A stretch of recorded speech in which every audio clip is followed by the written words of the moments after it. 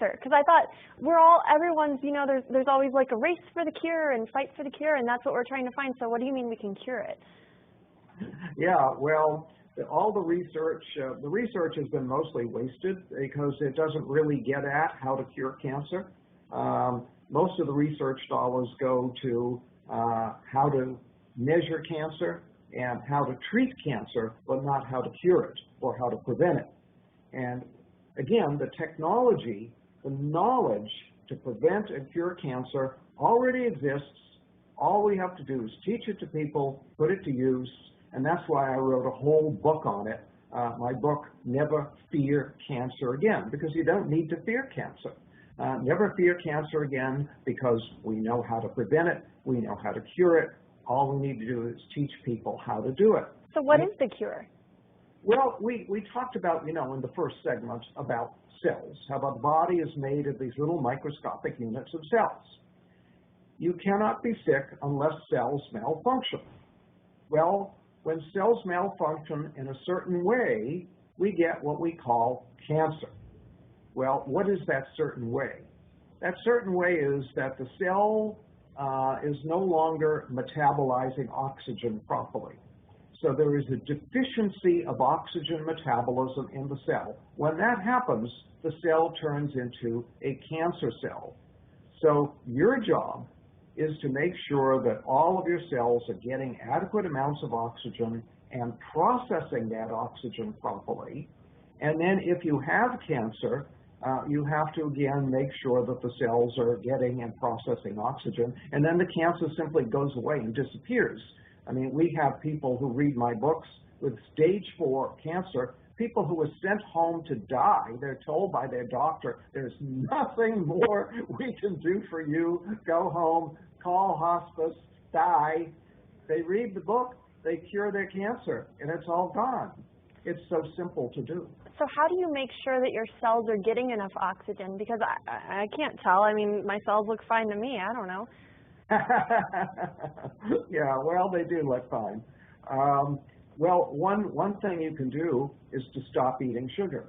In fact, you have to stop eating sugar, especially if you have cancer. Cancer cells eat only one food, and that's sugar. Really? Oh, yeah. Oh, and they eat a tremendous amount of sugar. So if you eat sugar, you're feeding the cancer. So if you have cancer, you have to be off of all sugar. And if you want to prevent cancer, be off of all sugar. Sugar causes cancer in many different ways. For example, we talked about the fact that sugar lowers your immunity, damages your immunity. Well, your immune system is your #1 defense against cancer. So if every day you're constantly lowering your immunity because you're eating sugar, you're going to make yourself more susceptible to cancer. Then if you do have a cancer cell in your body, the cancer cell needs a lot of sugar. So if you're eating a lot of sugar, you're feeding the cancer cell, helping it to grow. Then if you're eating a lot of sugar, what happens is the body declares an emergency. When you increase the sugar content of the blood, the body declares an emergency and shoots a lot of insulin into the blood. The insulin tells the cells to suck up sugar. So the cells do that. They go and they take all the sugar up, but now the cell has too much sugar. And what the cell does is it produces the saturated fat out of the sugar, and then it puts the fat into the cell membrane. Well, when you put the fat into the cell membrane, you damage the ability of oxygen to get into the cell. So when you eat sugar, you damage your cell membranes, you lower the amount of oxygen that can get into the cell, and now you may be creating cancer because you're creating an oxygen deficiency in the cell. Now we want to reiterate too, Doctor, what you mentioned in our first segment, which is that natural sugar is better, right? If you go for fruits, is that still okay to be eating fruit? Because we've all heard fruit is so healthy.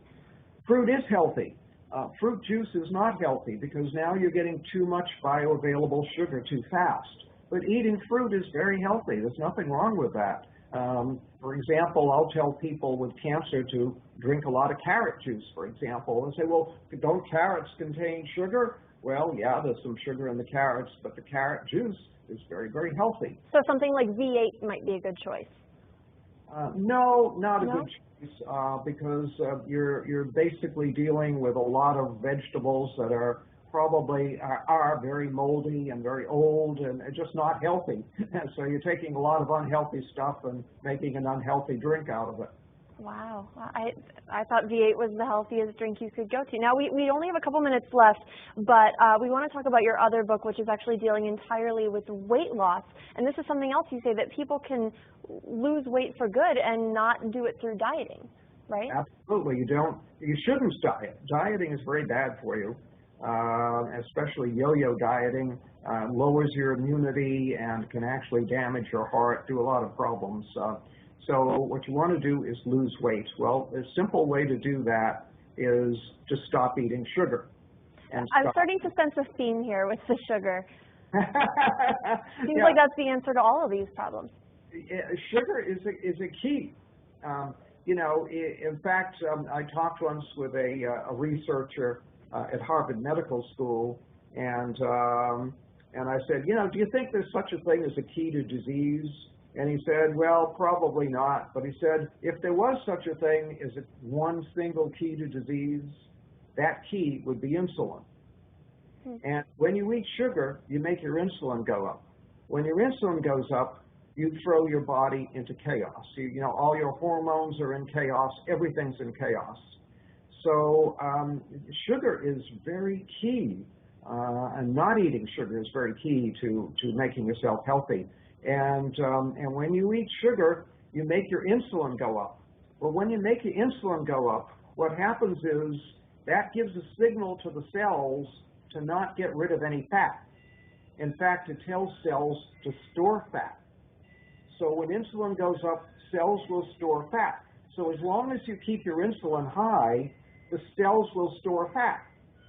So you can't lose weight that way. The only way to lose weight is to stop telling the cells to store fat, because the body manages this. The body manages everything. It manages your blood pressure, manages your temperature, manages your blood sugar.